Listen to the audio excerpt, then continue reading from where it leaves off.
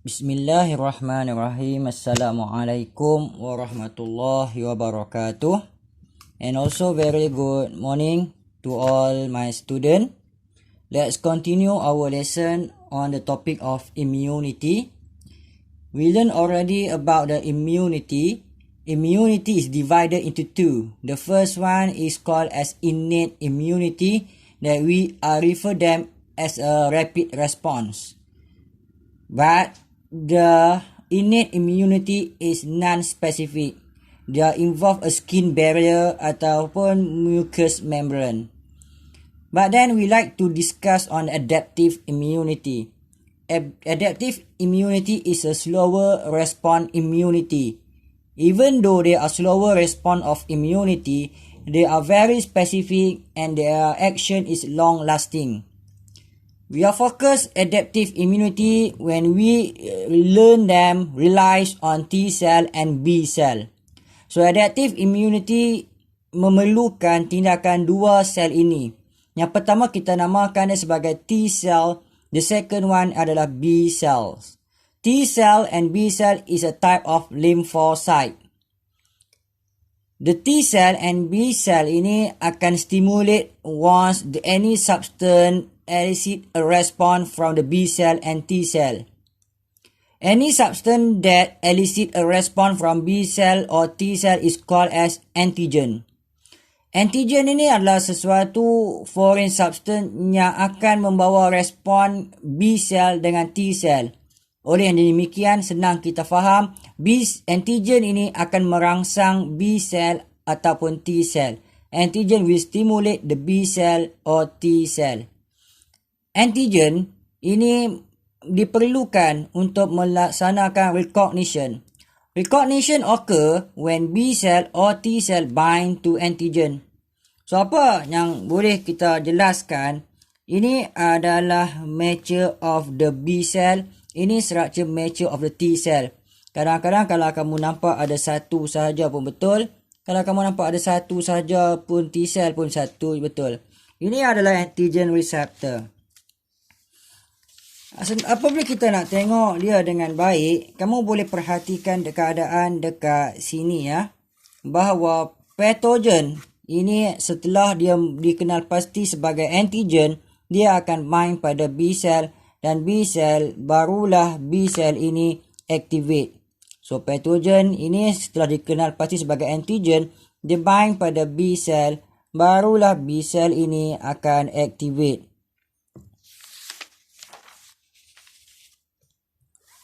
Antigen is any substance.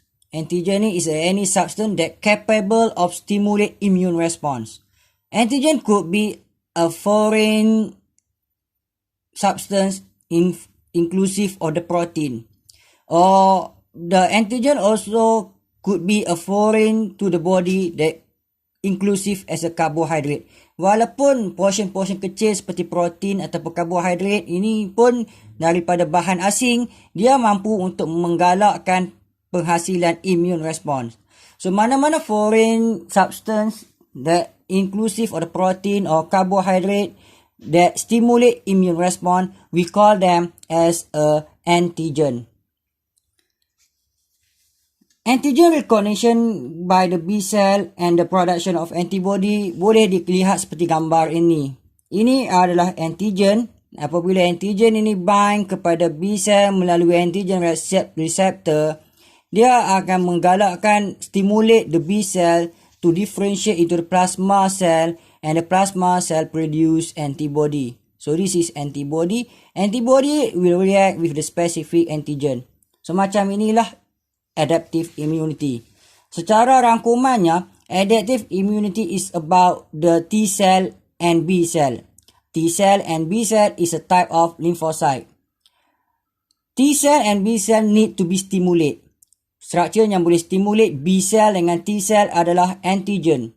Antigen ni akan menghasilkan respon daripada B cell dengan T cell. Stimulation B cell dengan T cell melalui antigen berlaku apabila recognition of the B cell ataupun T cell terhadap antigen. So kita kena tahu antigen ini apa. Antigen ni is any substance that capable stimulate immune response. Highlight perkataan stimulate immune response. So antigen ni boleh menggalakkan immune response. Dan antigen ini adalah bahan-bahan luar. So antigen ini sebenarnya telah pun ada berasal daripada patogen yang telah pun menggalak penghasilan immune response. Selepas kita belajar tentang antigen, kita kena faham tentang antibody. Kamu ada dengar bagaimana antibody terhasil dari plasma sel. So antibody ini adalah sejenis protein compound ataupun dinamakan sebagai immunoglobulin. The antibody is produced by the plasma cell and the antibody is very important respond to the specific antigen.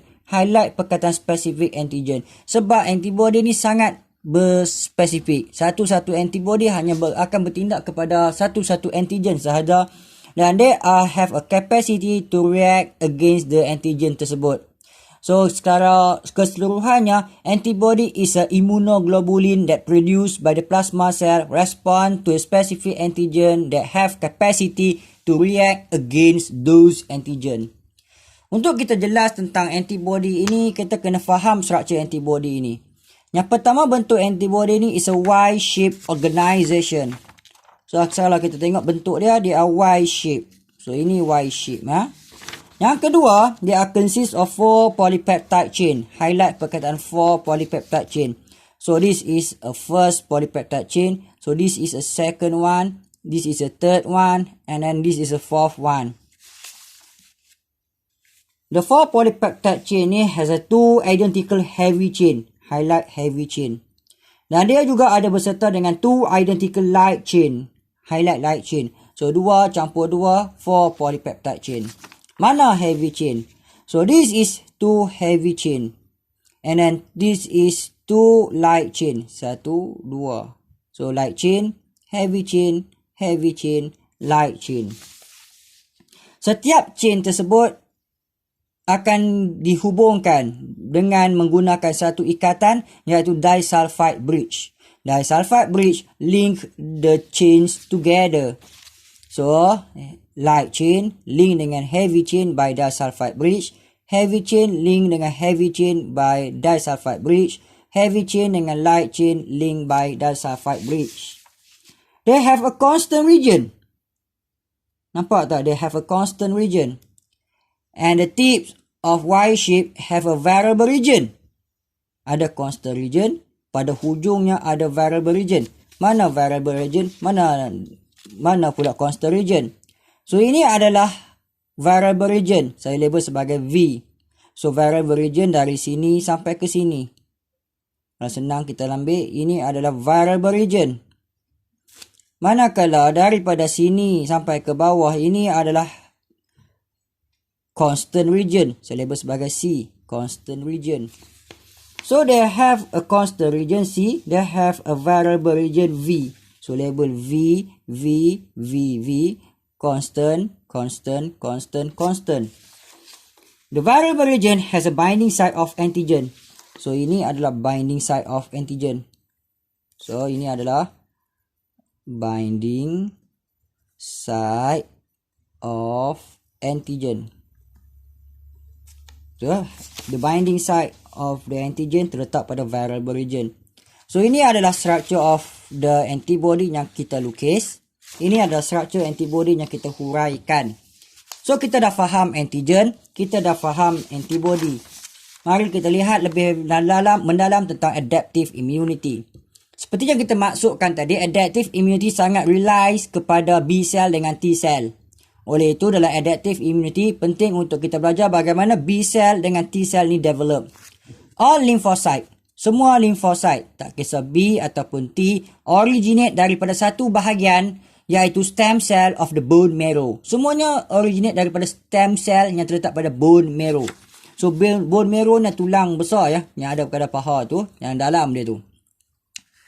Bone marrow, daripada bone marrow ni, some lymphocyte migrate from the bone marrow to thymus. Daripada bone marrow ni, some lymphocyte ni migrate kepada thymus. Some lymphocyte remain and mature in the bone marrow. Yang mana lymphocyte yang migrate to the thymus and then they are matured dekat thymus, they are called as a T cell. Manakala limfosit yang remain dan dia matured dalam bone marrow, we call them as a B cell. So function T cell dengan B cell akan dilihat dengan mendalam melalui humoral immune response dan juga cell mediated immune response. So ini saja pelajaran kita untuk hari ini. So that's all for today's lesson. Bye student semua.